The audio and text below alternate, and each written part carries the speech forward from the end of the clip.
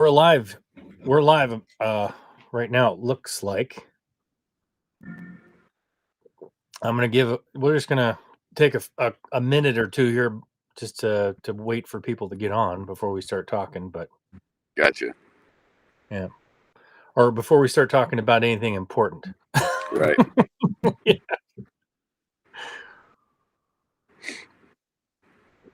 We will see what happens here. I think I'm gonna check and make sure everything is on. Looks like it.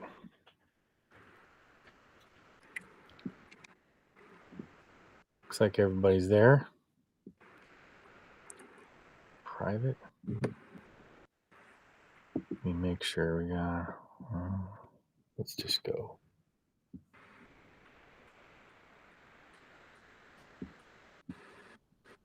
Okay. Well, this morning, actually yesterday, I was talking to Ty Stubblefield here, and I'll introduce him in just a minute. I was talking to him about a lot of stuff that's going on in Montana and around the country right now. And we're going to talk about some of these issues on here. We thought, since we're having such a good conversation, we'd make a video of it. So that's what we're doing today. There's a couple things that are going on in the world. Obviously, LA is on fire, but that's not quite what we're talking about today. That's a big issue too. What we're talking about now is the grizzly bear issue in Montana. Just had a pretty big decision handed down with that, and then also there's a couple things going on with buffalo, and that's why Ty Stubblefield is on here with me. So Ty, would you just tell everybody who you are and what you do? Why would I be talking to you about buffalo? Right. Yeah, what qualifies me? Yeah. Buffalo and the grizzly. So, we're a small bison ranch out just near Red Lodge, Montana, south of Billings, and we run about 100 head, which Trinity got to help us work here just a couple weeks ago, which was a lot of fun. Ear tag and vaccinate and all the things, but I wear two hats. I also work for an organization called Montana Wild Sheep Foundation, which is a nonprofit organization aimed at the conservation of bighorn sheep. But the hat that I wear on that side is that I've been in hunting and conservation for over 20 years. That's been my career, and the bison ranching is relatively new.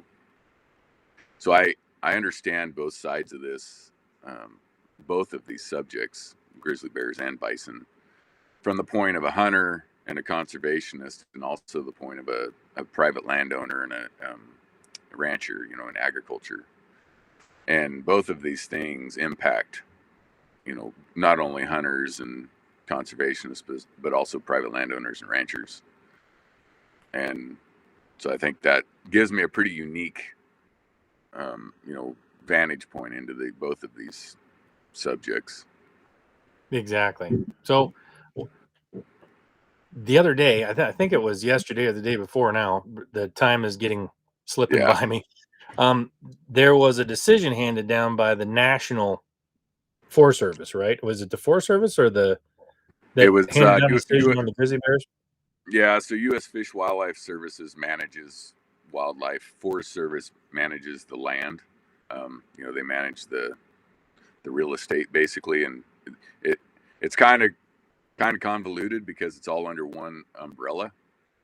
But BLM, Forest Service, U.S. Fish Wildlife Services, USDA, it's all under one roof. But they manage the different entities of our public assets, and wildlife is considered a public asset. They're owned by the people, which own public land and public wildlife is what makes America great, right?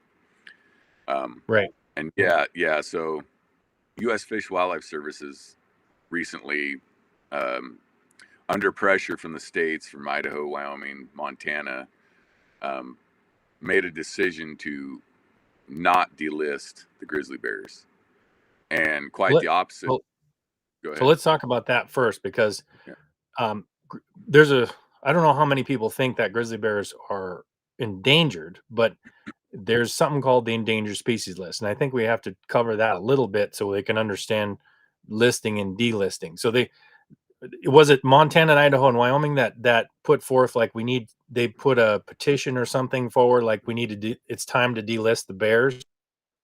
Correct. Yeah. Set many months ago. Yeah. Many months ago, yes. Yep. And so the Endangered Species Act and the Endangered Species List is a good idea in theory. It's just very much misused, and what it's for is to put animals on it that would be endangered or in under that could go extinct, basically, and then to protect them. The problem.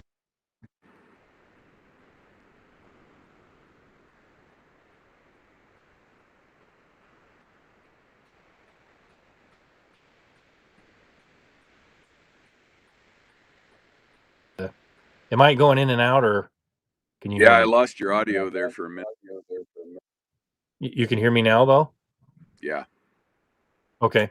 So under this list, the bears were put on because their numbers had gone way down at some point. And now we actually manage them in two different areas. You got the greater Yellowstone area and then the northern area. Do they call them areas, or do you know? They're called ecosystems. Yeah. Ecosystems. So when these states, and there was certain objectives that they were supposed to meet as far as how many bears were in each area, and we've met those by far, right? As far as so we're away. Yeah, so originally they created this plan, and they set numbers and they set a goal, and we've surpassed those numbers and that goal by population. Right. Population wise. So we should be able to, in theory, delist the bears now because of that. And when they filed this petition, then the FWS, is it FWS or Fish and Wildlife? It's U.S. Fish Wildlife Services. As much as I do not like this microphone, I'm going to have to go to the. While you're adjusting that, I'm going to grab something real quick. Welcome, everybody. I'm Trinity, and I'm here with the Stubblefield. So we're talking about the ins and outs of what's going on with Montana, because it really messes with it. It has to do with agriculture, with private land ownership, because the people that own the private land have to deal with these bears and wolves, where all those issues are kind of intertwined. And they've used lots of people have used the endangered species list, both of these animals. So in terms of grizzly bears, just handed down as far as not delisting bears. It's like a major process. Once it's on the endangered species list, it's very difficult to get. So even though we've met all the objectives as far as numbers in these two areas, off the list, right? Yeah. So real quick before we go too much farther, the audio with that speaker was way better. I don't know. Is it? Okay. Yeah. You kind of go, I don't know if you're far enough away from your computer, it kind of goes in and out a little bit when you're talking. So what I had before was better? So I think you're too far away from your computer. I could hear you fine there. Oh, I see. If I turn that on, then you can hear me better? Yeah. Yep. As long as it stays connected for some Well, reason. if you sit closer to your computer, I think you can use your computer audio, but if you're going to sit back, I think you need to use your speaker. Okay. Well, we'll see if it works. We may have to do something for this. I'm not sure. We're just kind of testing this stuff out. We're trying to, first time we've ever done, or I've ever done one where we're side by side like this. So we're trying to test out what software works, how to connect all of our stuff to it and everything. So bear with us on that. It may not be the smoothest transition. So anyway, we've hit the objectives by far, and then they decided not to take them off the endangered species list. The grizzly bears now. The wolves have been off the endangered species list, kind of, Kind but of. only in like.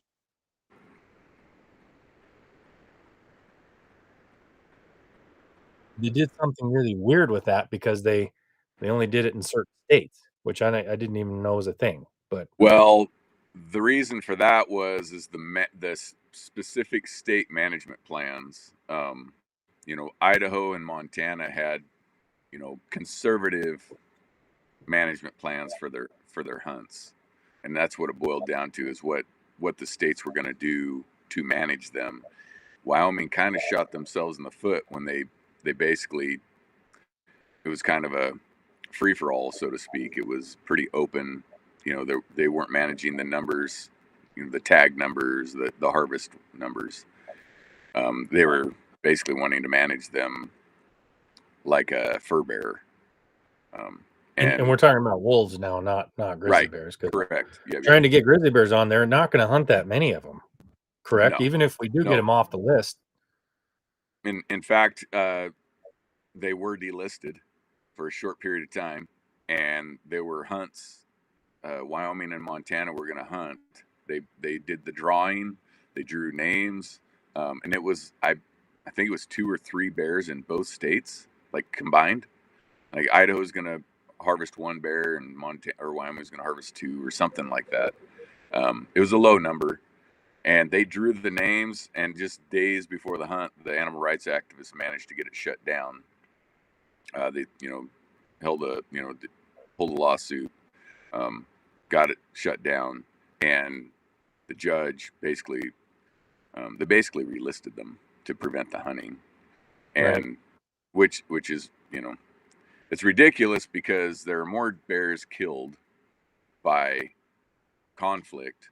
They're just euthanized by the government because of conflict than would have been hunted by hunters. And we're talking by far. I mean, I don't know Oh, how many it is, but years ago it was like 18 a year or something that had to be euthanized, which means killed right. because of conflicts. And so we're talking when they start a hunting season, for some reason they use this argument like we're just going to kill all the bears, but you wouldn't even have that many bears on.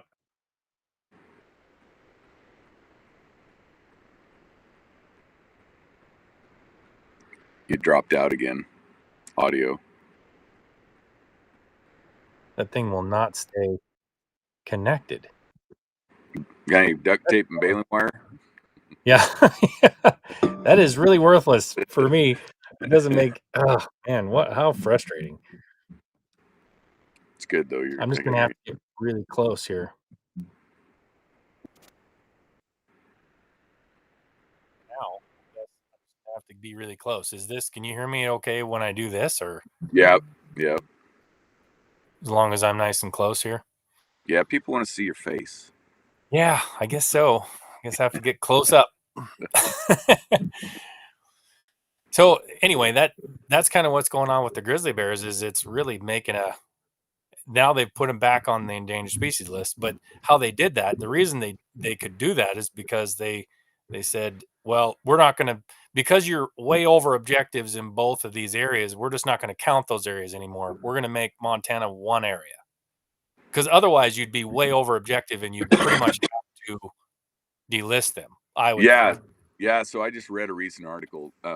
Before we go too far, though, I do want to say, this Endangered Species Act, it is a good thing, because in theory, like you said earlier, Right. it's a positive thing, because there are several animals that are still in the landscape that have been saved by that Endangered Species Act, and grizzly bears are one of them.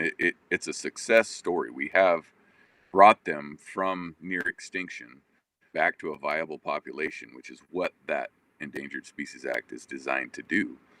The problem is the animal rights activists keep changing the rules, so they don't want hunting, period, for anything, Right. For any um, reason. Yeah. for any reason, and so they just keep changing the rules as we go. And so in my 20 some years of conservation work, every time we've sat at the table, the first time I sat at the table and worked on something like this was when wolves were reintroduced into Oregon. And, we sat down at the table and worked on a management plan with all of the stakeholders, which means animal rights activists, hunters, state and federal agencies. Like, everybody sat down, came up with a plan. And basically it was, when we reach this number of animals to prevent overpopulation, we are going to set some boundaries and set some rules. And once we hit this number, then we have to start managing them, which means hunting. And every time we got to that number, they changed it. And that's what they're doing here with the grizzly bears. And I just read an article that came out yesterday about U.S. Fish and Wildlife Services, and it's actually their article, their plan, and they're basically expanding this clear into western Washington and eastern Montana, clear down into southern and central Wyoming. So they're moving the goalpost. They're changing the plan. So now that we've met what we agreed to, they're like, oh no, we want more now. It needs to be more. And like you said, they've expanded this so that we can't. They're lumping them all together. And so I have this map I'm looking at, and there's 6 different ecosystems, grizzly bear ecosystems. So to your point, right, we had the greater Yellowstone ecosystem, which is the one that we're talking about opening up for a hunt, just that one area, which is basically the greater Yellowstone area. We're talking about having a tag there, not everywhere. Well, to your point, they're now lumping them all 6 of them together to include the North Cascades in Washington. Oh, wow. And so what I find interesting is they're not talking about Oregon, and I know it's on their plan, like Oregon and even Northern California, but it's not in this map. I so see. they're leaving room to change it again. Yeah.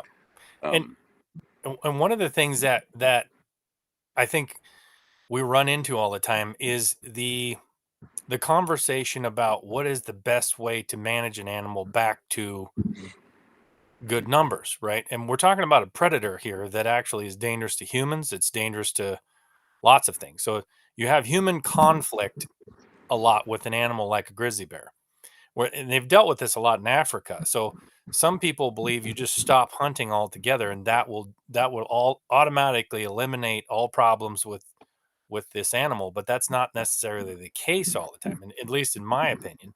A lot of times hunting actually provides money and resources and protection for an animal beyond what somebody would, because if you put it on the Endangered Species Act, who's paying for that? Right? All the money for that protection comes from what? Taxpayers, right? Well, no, it actually will still come from hunters. It won't come from all of the management of wolves and grizzly bears. Even though grizzly bears are protected right now, all of the funding from that still comes from hunter dollars. It comes from the Pittman-Robertson funds, which is a tax on hunting goods, guns, ammo, hunting gear. We get taxed when we buy that stuff. So that money goes into the Pittman-Roberts fund, that goes into the management, and then hunter license dollars. Very little general fund dollars go into the management of wildlife. And so regardless if they're protected or not, hunters are still paying to manage them. So even though hunters are not benefiting from that by being able to hunt that animal, they're still paying for the protection of that animal. Correct. Yep. Interesting. So and it's actually impacting the resource that they're paying to hunt. The things that we exactly. That we live to hunt. Yeah, because one thing grizzly bears do a lot of is kill babies in the spring. They do a good job of that, right? Yeah. Baby cat, baby elk. Huh? They're very efficient at it, yes. Very efficient at that. And so one of the things we were talking about yesterday is like one thing that people aren't thinking about is that it's well known that large boar bears, black bears and grizzly bears, kill and eat a lot of the young. Now, there's a reason for that in nature for them to do that. But because they do that, they actually limit the population when you have a large portion of that being big boars. Um, what are your thoughts on the fact that I've always thought if you want to increase the population some by eliminating those large boars, which is what people would hunt, they're not going to hunt like a small bear. If there's a very limited amount of tags, people are going to hunt for those big boars, right? You take out some big boars, that may actually increase the population of grizzly bears. Well, yeah, it will. I mean, most predators, bears and cats alike, will, the big boars, they're extremely territorial. Predators are extremely territorial, and wolves, cougars, bears, and so a big boar, not only will he be super territorial, so if a young boar comes into his territory, he's going to kill it. Uh, they're also going to, they kill the cubs to create, the sow to go back into heat. Mm-hmm. That's just, Mother Nature and how they were designed. And so, to your point, those big boars will kill the young, for their own benefit. So that's certainly a good point. So here's a question in the chat here. It says, could you explain why we need the grizzly bear or if we need them at all? So I'll say my opinion, and then I would like you to answer that as well if you could. So in my opinion, I'm not sure if it's about like we need grizzly bears. I think they're a magnificent creature. They're an apex predator for sure. They're a native species to this area. I don't want to see grizzly bears go. It's just one of the things about that is people that think that we shouldn't kill anything. Like we should have we should have this massive population of these apex predators. One thing you always have to remember is they are not like an elk or a deer. They eat elk or deer and other animals, that are livestock or whatever, those any species, sheep and cattle and all that. So you can't when you're saying, oh, there's only 1,000 grizzly bears in an area, that is not the same thing as having 1,000 deer.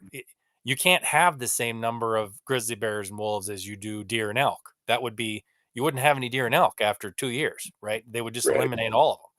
So Yep. I mean, one grizzly bear, and grizzly bears are a little different than wolves because they don't just eat meat. They eat a lot of, they eat grains and they eat a lot of crops. They eat, and then, grubs and millers and, all that kind of stuff. So they're kind of opportunistic and berries.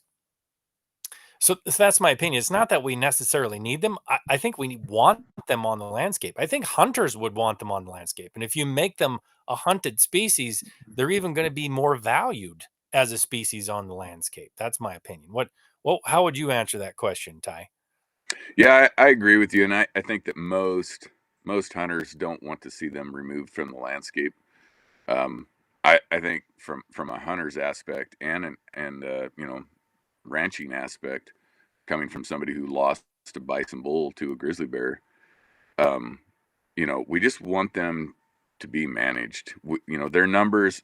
I think the biggest limiting factor that nobody is talking about is the proper habitat for them, and not the historic habitat, because when they base this habitat historic, that was before there was 1 million people who lived in Montana, right? And Mhm. now that we inhabit most of the landscape where they used to live, just like the elk and the deer, um, their habitat now is these rugged mountain ranges, these wildernesses. And so as hunters, I think we're very tolerant of them and have been for years, and have grown to appreciate and respect them. But we want their respect in return, and that's not happening right now because they don't fear humans. They Yes. and there's so many of them now, and they're territorial, that they're starting to branch out into that country where we're inhabiting. It's where we live, and they're affecting private land, they're affecting agriculture, and they're affecting human safety, and it's because of their numbers. So as a hunter, like, do we need them? Go ahead.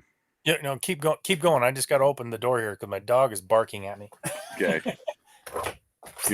So kind of like sum that up is it's awesome to go, you know, there's an element of westernness, I guess, when I talk about hunting and, just even if you don't hunt and you go into the wilderness and, having that element of danger Mm-hmm. is pretty cool. I mean, it's something that we as humans don't get enough of in our current life, and I I I I enjoy that element of danger. But I know lots of families that, born and raised in Montana, third, fourth generation, that don't take their kids into many places now that they used to go when they were kids, Mm-hmm. because there are so many grizzly bears that the chance of encounters are dang near guaranteed. And there is no guarantee that that bear is going to be afraid of you. And if all you have to do is look at the history of bear maulings in the last 3 to 5 years in Montana to know bears aren't afraid of humans. No, And not right and now. now, and, and I don't know that they're seeing us as a food source yet, but I don't think that's too far out of the question at this point. Well, and you get into that conversation. There's also the thing where somebody has brought up. I think it was a legislator here in Montana thought it was a great idea. Well, why don't we just give out licenses to hunters for them to hunt the problem bears?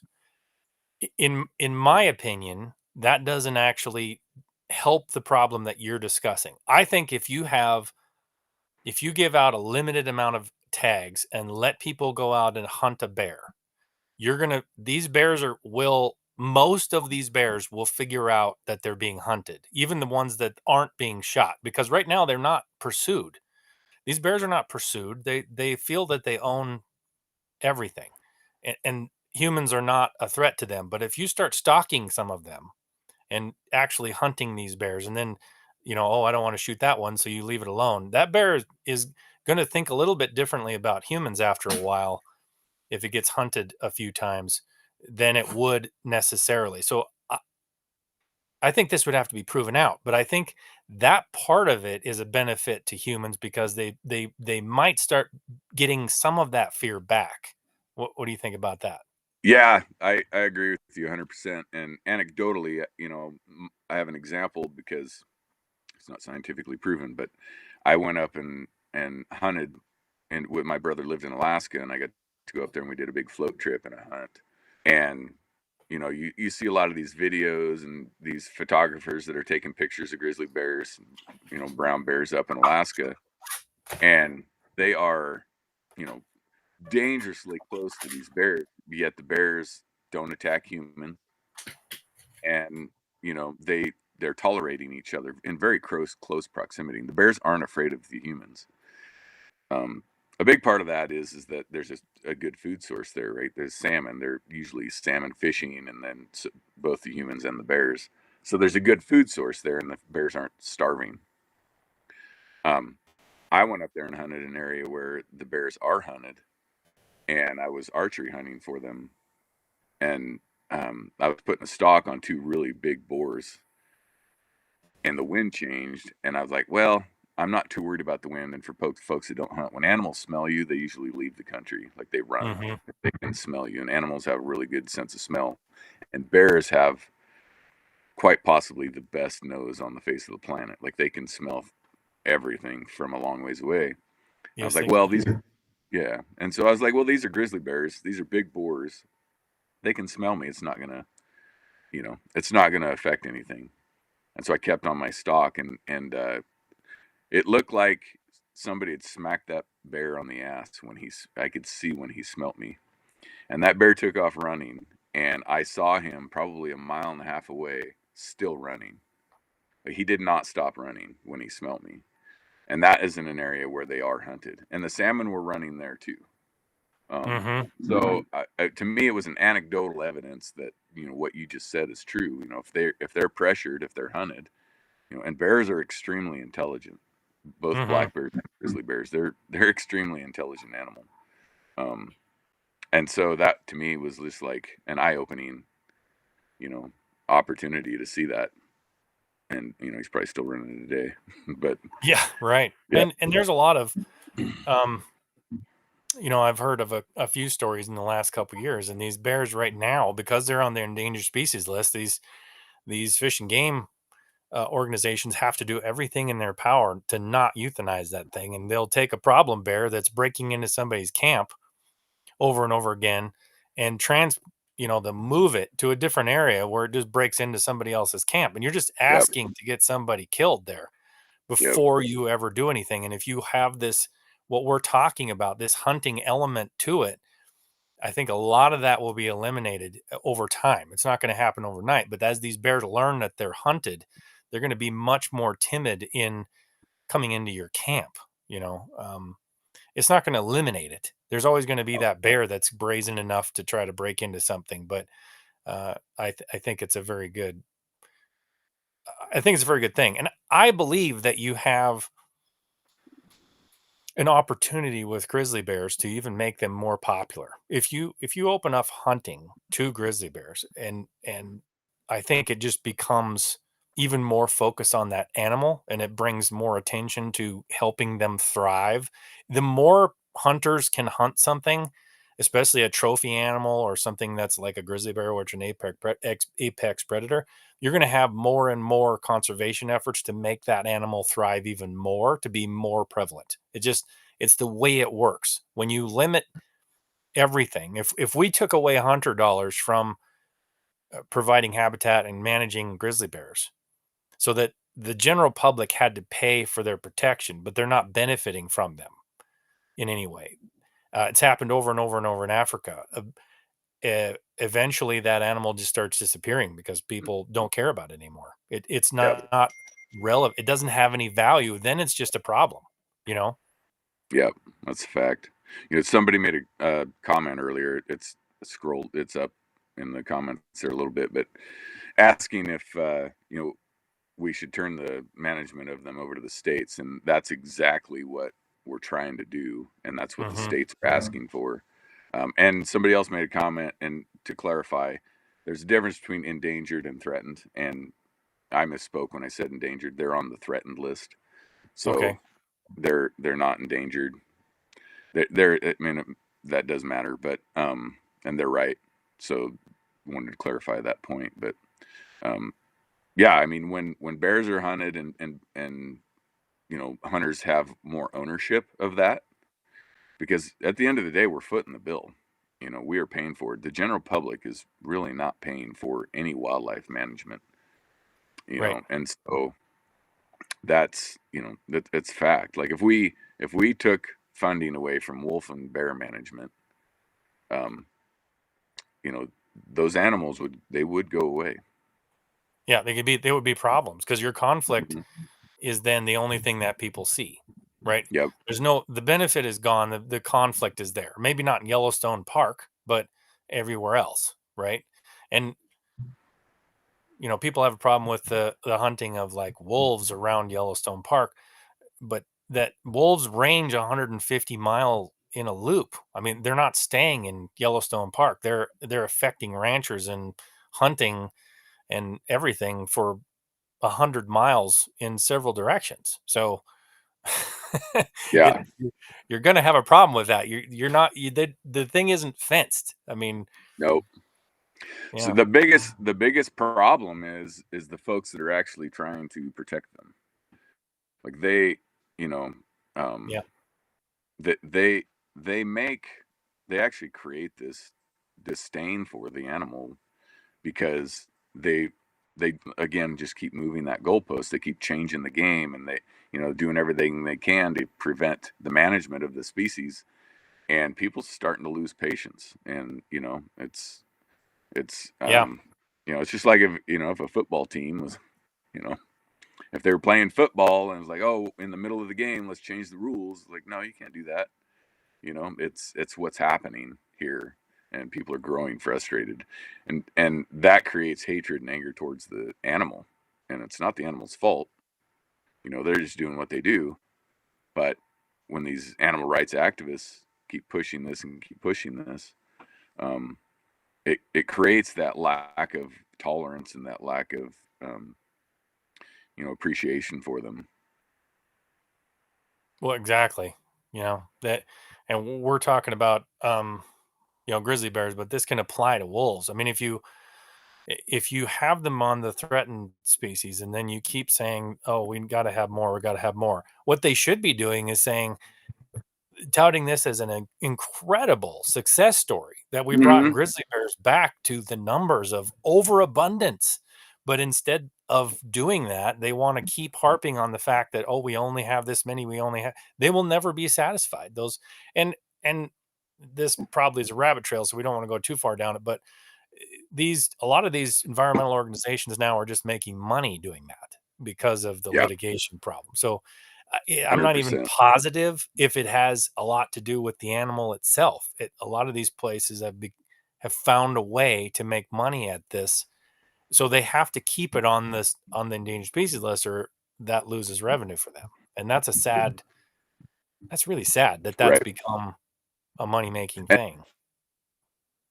and that revenue is coming from taxpayers, Yeah, all of it's Canadian coming from taxpayers. taxpayers. Just The U.S. Yeah, U.S. citizens are paying for that for that litigation. abuse of that. Yeah, Yeah, they're making money through litigation, and the taxpayers have to pay all of the expenses, all on both sides, because of the way the law reads. So that's how they're making money. yeah, So as far as the grizzly bear thing, that's set back a long ways now, because they've completely removed now the two areas to like this massive area. Now they can set the number on that massive area wherever they want it. And now we have to meet a totally new objective that's going to take years. right. So, and and to meet that objective, we have to allow those bears now to move out of those areas and come in conflict with a lot more people, a lot more areas to fill that area that you're talking about, all the way over into Washington and in eastern Montana, kind of where that now we have bears in conflict with a lot more ranch country. So, I mean, there's some places in Montana where I know of right now that when you're during calving season, you can just shine a light around in a circle and see a bear there waiting for you to leave. Because that's pretty easy pickings for for a bear to come up and take a calf.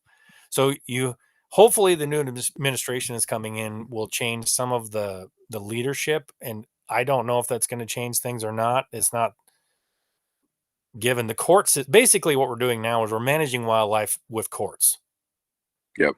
and that's a horrible way to do scientific management of wildlife species of in any way, is through litigation. That is not a way to manage, because you have to basically just throw out science and go with how do you get through the court system, and Right. that's not conducive to saving anything. But No. um No, I actually foresee some lawsuits coming out of this from the hunter conservation side, because basically what they've said is, oh, all that time and money and energy that we put into this for the last 20 plus years, we're throwing that out the window and we're going to start over. And right. they can't do that. It's it it's not right on a lot of levels, but I think that we've grown intolerant of this practice. Hmm.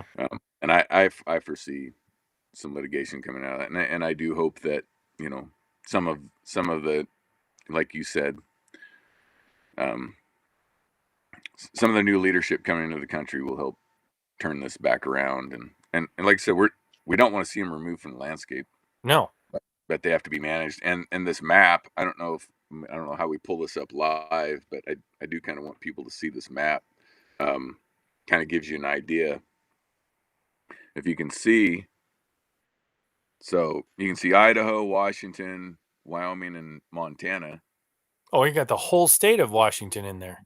Yep, yep. So how many grizzly bears do you think can live in Washington without chewing on people or eating dogs or getting in garbage cans? Right. Right. Washington's Right. one of the highest population states in the whole map here. Right. Um, but that this is historic habitat, and like I said, they're leaving out Oregon and California, um, Hmm. which is For some historic reason. bear habitat. There's millions of people on the landscape now. We can't have it the way it once was. It just can't be that way. and they're trying to force this, and they're trying to say, well, this was their historic habitat, but it's not suitable habitat. There will always be conflict in all of that gray area that they're putting in there, and there will just be nonstop, constant pressure and conflict between grizzly bears and humans. Well, and And that's one thing that I hear all the time is, well, we used to have it this way. This is the way it was, and this is, the original whatever. And that's what their whole goal is, like trying to get things back to the way they were 150 years ago. How do you do that? You've got about 1 million fences and ranches and farms and people and cities that weren't there. So there is no way you can manage something with the idea of how it was 150 years ago. You have to manage it with what we have now. That otherwise you're irrelevant. I mean, that's just a common sense thought process there. You're irrelevant because there's no way to do it unless you you, you remove all the people. you used a dirty word there, What did I use? common sense. Oh yeah, yeah, exactly. Yeah. It's not a So lot of that nowadays. so this gets us into the next topic we're going to cover is the buffalo in the park. So right now, the state of Montana has filed a lawsuit against Yellowstone National Park for, and this all ties together because it has a lot of the same arguments we were just discussing are some of the issues that we can foresee with this, right? Is they're suing the park because of their management of the buffalo in the park. They're saying that the national park system has said now that because or we don't want to manage it for 3,000 head, we want to manage it for 9,000 head, which creates a 6,000. lot of. I'm sorry, 6,000. was it 6,000? Mhm. Oh, okay, 6,000 head, which creates a lot of issues because the park is a pretty high area, so they're not going to stay in there all year, right? And you double the herd.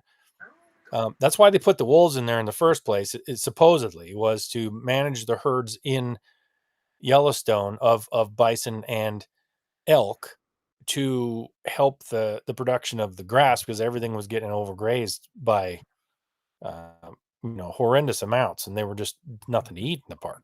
So this brings about a lot of issues with this. But you were talking to me yesterday about another issue with the buffalo.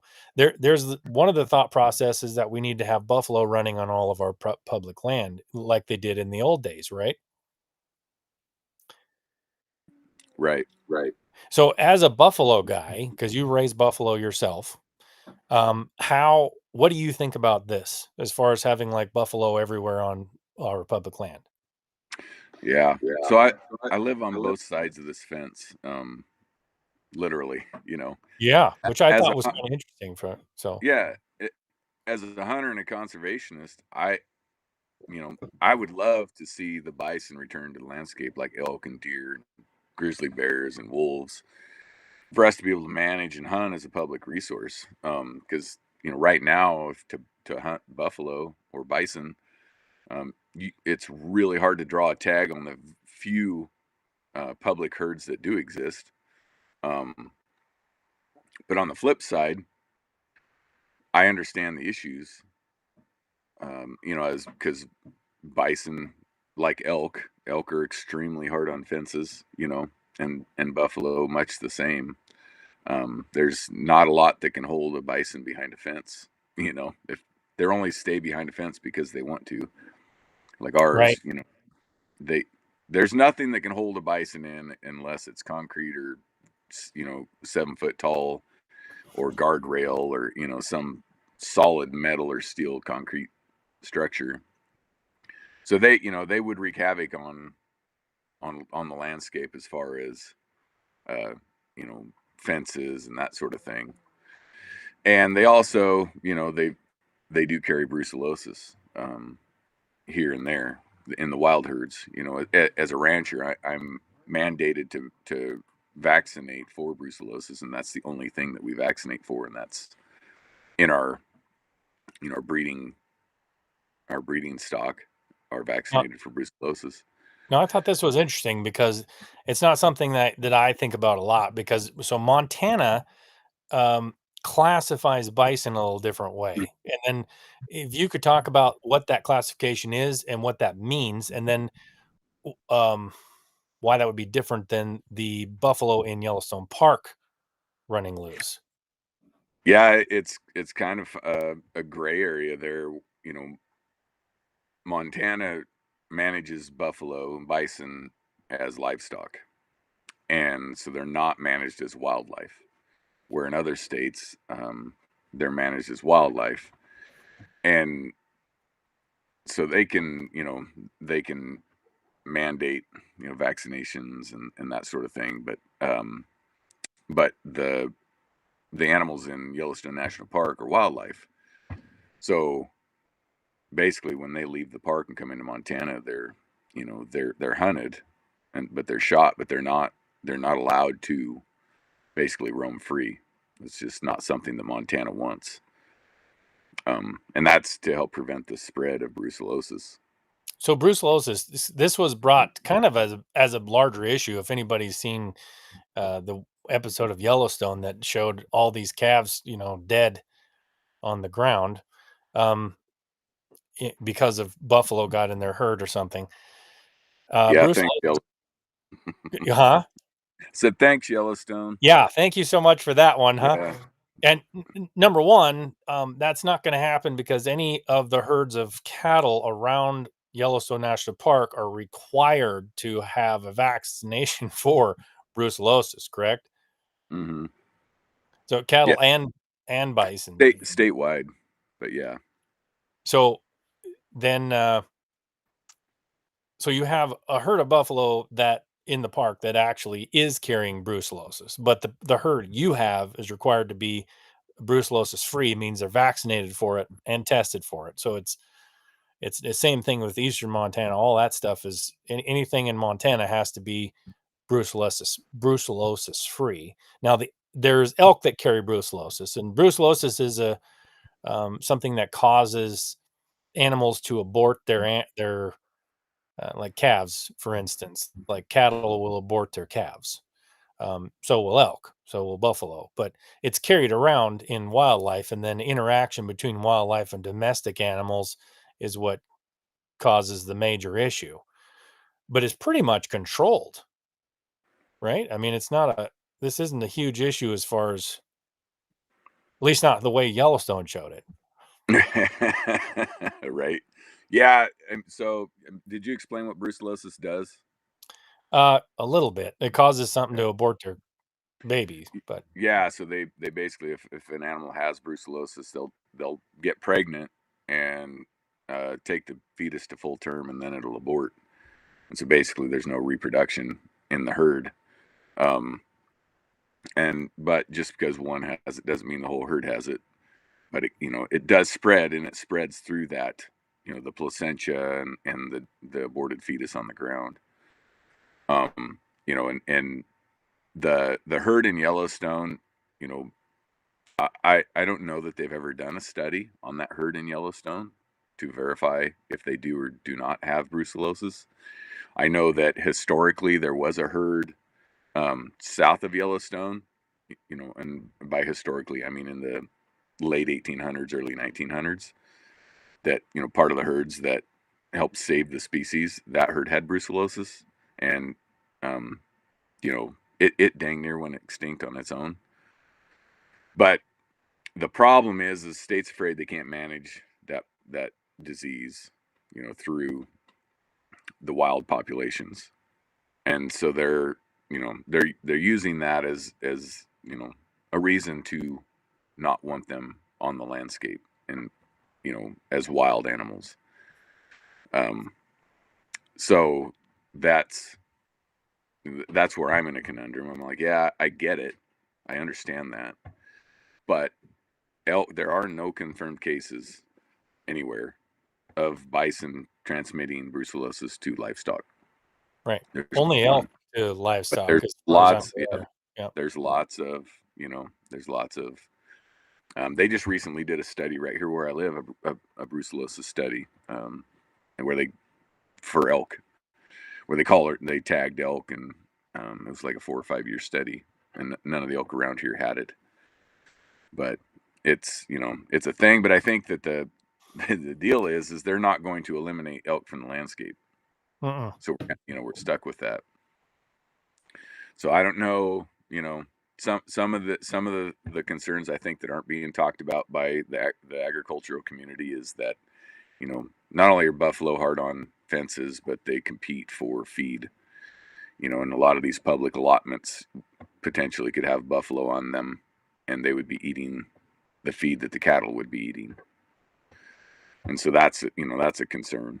And these are valid concerns. I'm not discrediting any of them. Mm-hmm. That's why I'm in a conundrum. That's why it's a complicated subject. It's not. Yeah, These aren't simple things. It's like, should you have buffalo or shouldn't you have buffalo? It's not as simple as do you like buffalo or not. right. It's like there's a lot of issues both ways that, I mean, I believe naturally the best thing for the landscape is to have a large ungulate on it, whether that's cattle or buffalo. I think that's the best thing for the native ground. I mean, you fertilize it. If you want to get into that, I don't know. I don't think we want to get into that right now. But as far as the best thing environmentally for all land, it's best to have that large ungulate. It's just which one is better for what specific area, because cattle you can control a lot easier. You can keep them in a fence a lot easier. They're good around. It's easy to have them around populated areas, right? Yeah, Or bison are much more difficult in some of those scenarios, I guess. yeah. Well, they're still a wild animal, right? And Right. they're not like cattle as you saw when we worked them up, right? They don't like Hmm. being confined. They get violent. They have horns. Yeah. Right. I gotta let my dog out real quick. Yeah. Go ahead. So what somebody was saying here, we don't see what if somebody fails to see why we want to increase the apex predators, because hunters can manage the prey animals if given the opportunity. Now that is really I guess, to go back to predators, that is one of the really big issues here. It's a big issue with Yellowstone and Colorado.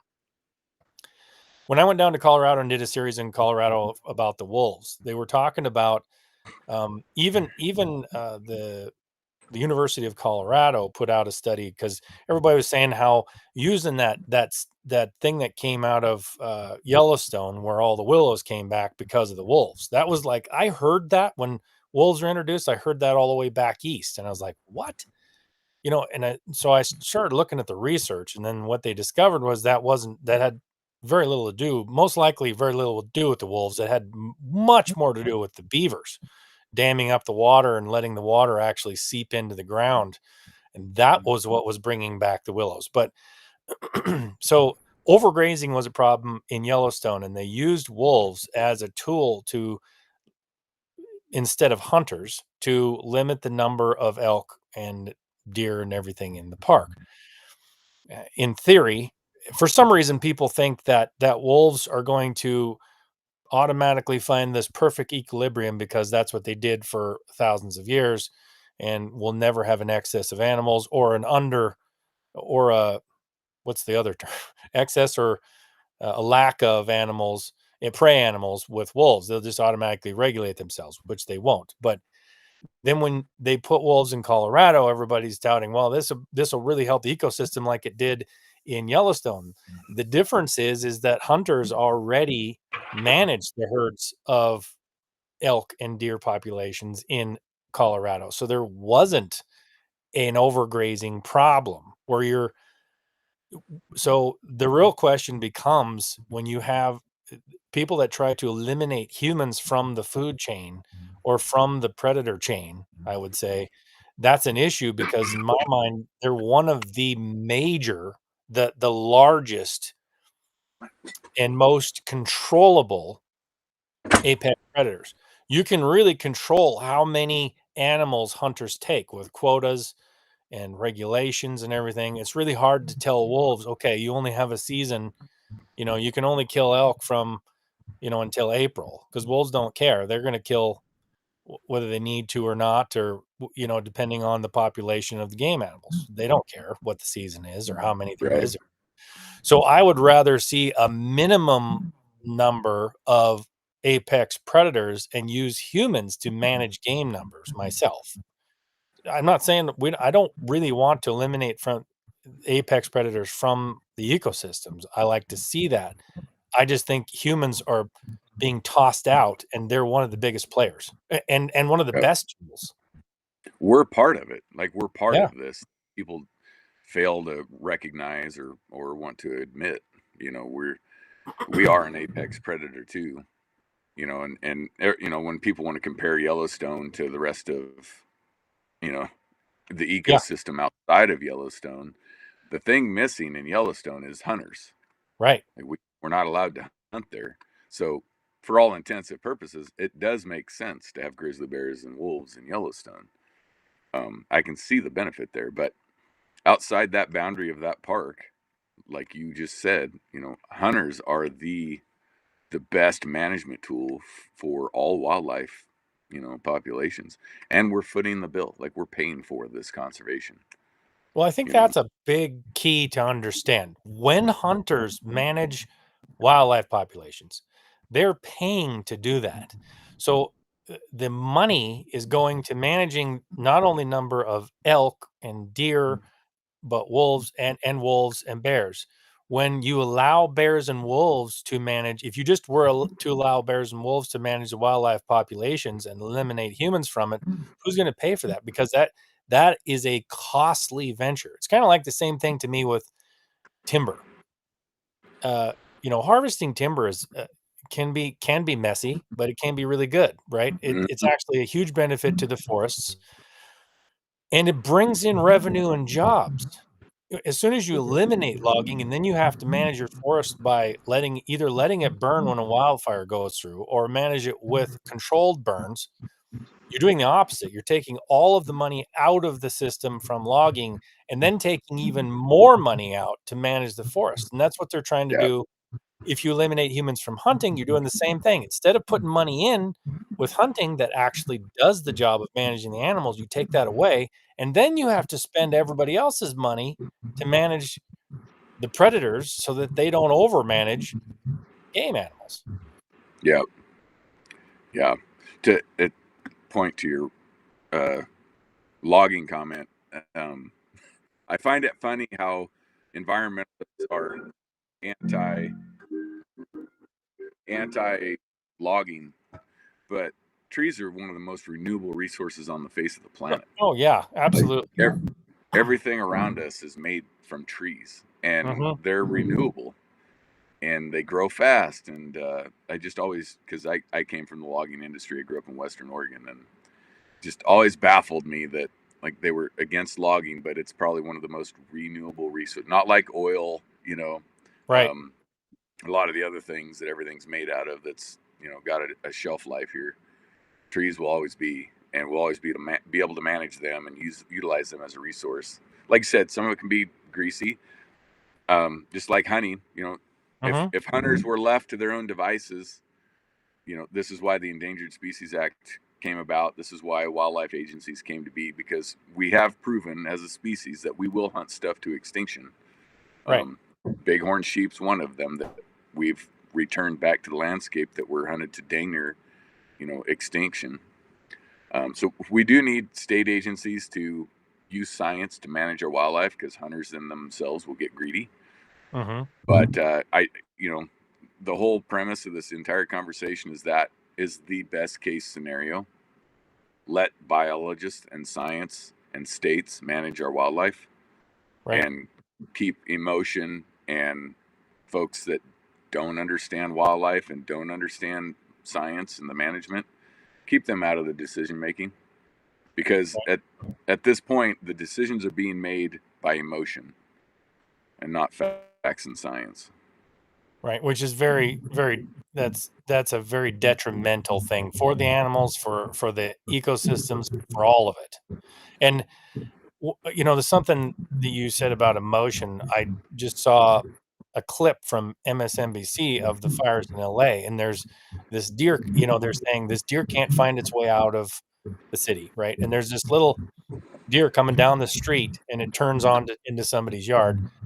And this lady was sharing it with me, and she felt so bad for the deer because she's saying it's in pain, and you know it's obviously burnt. And so I looked at the video. I'm like, no, that's a black-tailed deer. It has black tips on its fur. It looks perfectly normal. It probably lives in the city. It's probably lived in the city its entire life. The only problem it has right now is the smoke. That's it. It is Right. perfectly fine.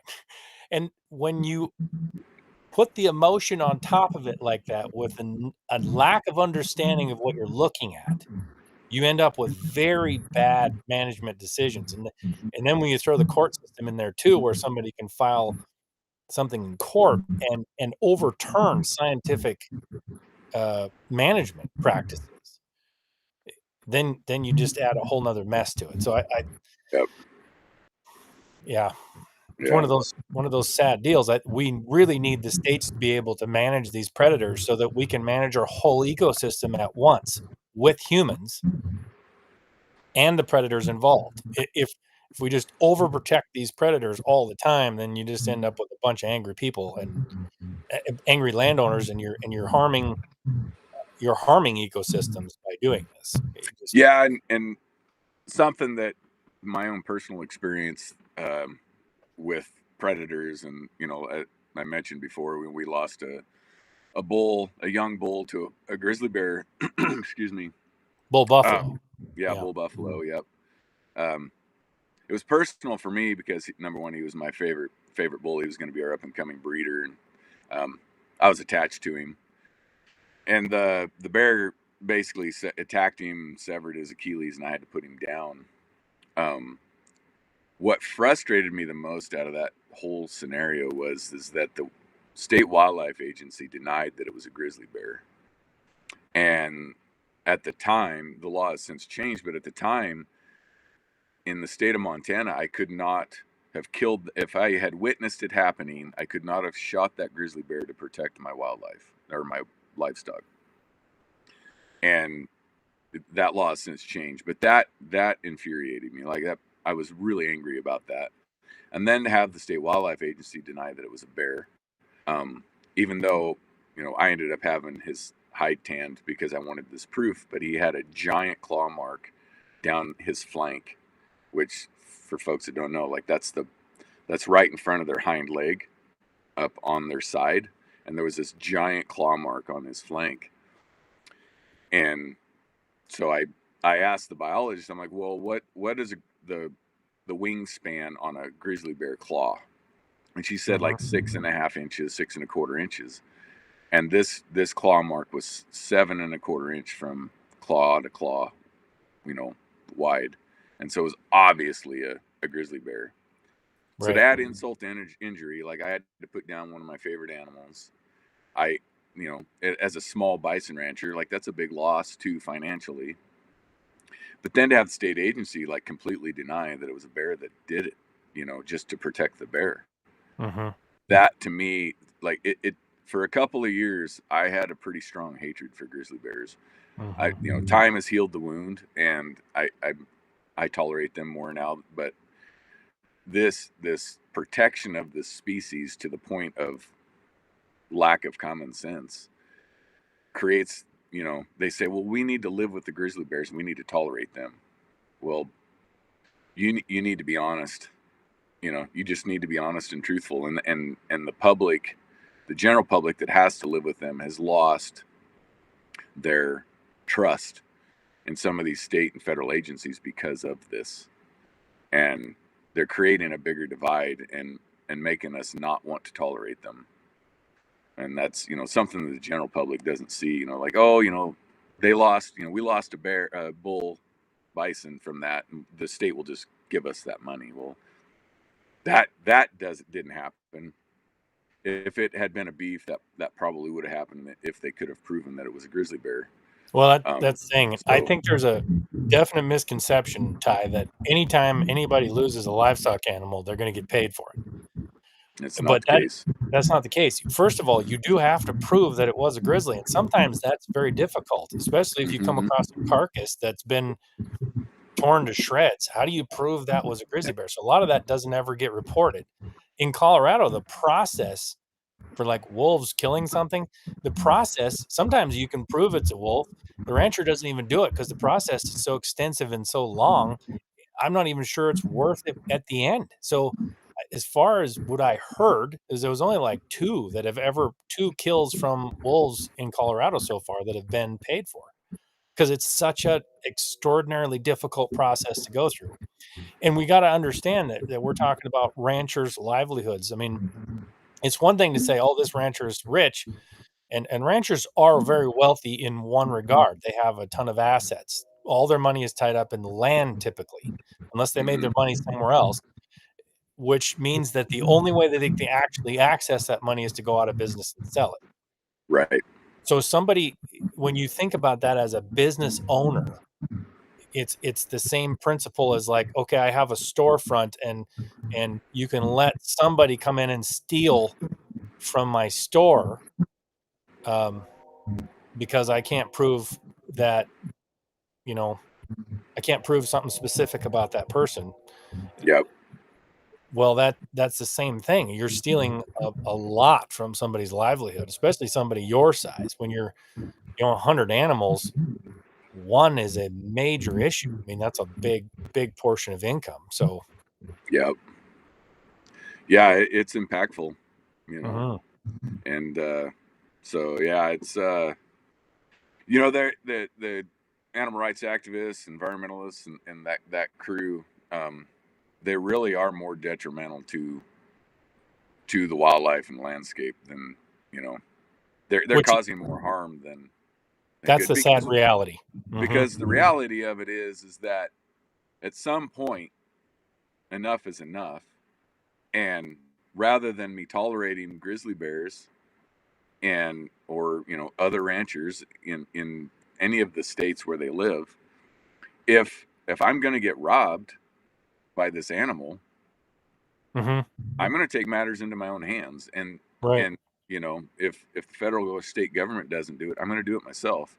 And because I'm only going to be robbed so many times, Right. and then I'm going to take matters in my own hands, and that is more detrimental to this resource that they are trying to protect.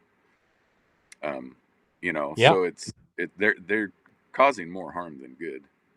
And just keep in mind that a lot of these, and this comes down maybe to some of my personal beliefs, that because of what I've seen and heard and dealt with over the last couple of years, I think some of these environmental organizations exist just to make money, and they don't actually care about the animal anyway. When when a lot of these organizations take in donations and then they get paid by taxpayer money to sue the government over every issue they can find, and Right. that money comes from taxpayers, they don't the money they receive doesn't go to helping the animal actually. What they mean, a lot of times, most of that money just goes to them to sue again to make more money. Mm. It's a never-ending cycle. It's not the money that hunters actually pay into the system goes to scientific research. And, I was down in Dillon earlier, this fall, and there's, like, so many research, research programs going on right now as far as what's the benefit of the ground to be grazed, what's the benefit of predators, where do predators hang out, how much impact do they have on this, how much impact do cattle have on this, that's all being paid by taxpayers and rancher funded stuff. All of those research programs down Yep. there for wild sheep and everything. Yep. That money actually does go to benefit this. The rest of that money that goes out to these organizations that are, a lot of these environmental organizations is not going at all to bettering that animal's situation at all. So I think Yep. that's something people really need to understand. Yep. I missed a point about the bison that I was wanting to bring up, and Yeah. it stands for both bison and grizzly bears and all wildlife. Something that wildlife are managed by is the wintering habitat, like Right. Right. and cervids are deer, elk, hoofed animals, the prey animals. Their biggest limiting factor is their wintering habitat, and this should stand true for both bison and grizzly bears. And this whole conversation is that, um, you know, they can only support, the landscape can only support as much feed as that will carry them through the winter. And with the bison, the buffalo, and Yellowstone, you know, they do winter in Yellowstone most years, but years of heavy snowfall, they're pushed out of the park because the snow is so deep.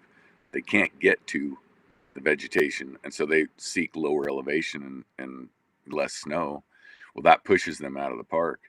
So they are really limited by their wintering habitat and the heavy snow years. That is what they should be basing this off of.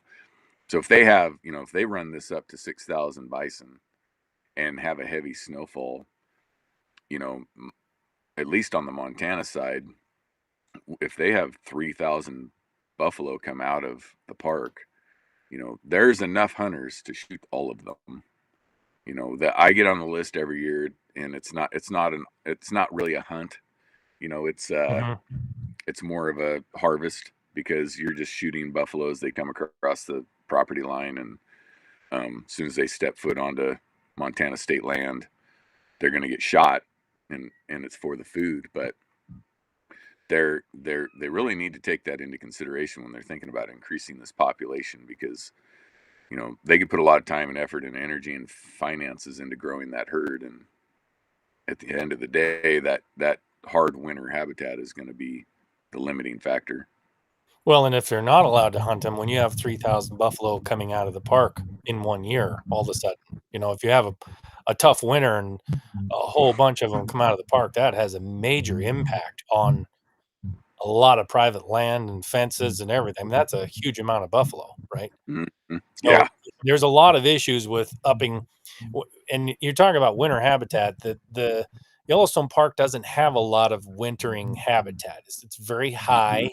It's got the low valleys, but they get tons of snow in those low valleys still, because they're really high.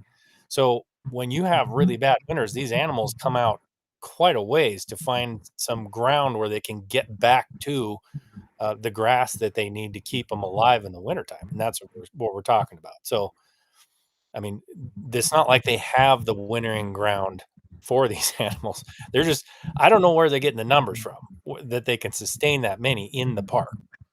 They must not be figuring winter, or they're figuring very light winter or something. I don't know. Yeah. Yeah. I think that'll be the telltale there when that happens, Yeah. But at the end of the day, I forget what the numbers are. It's like 10,000 people apply for those tags in each of the different, because there's a West Yellowstone hunt and there's a Gardner hunt. So those two valleys where they come out of the park into Montana, those two valleys that's what they should be basing the population off of, not the available habitat in the park. Right. Exactly. Well, I think this was a pretty interesting conversation, Ty. I appreciate you coming on and discussing this with me. Yeah, I appreciate you having me. And, we always like to share our opinions.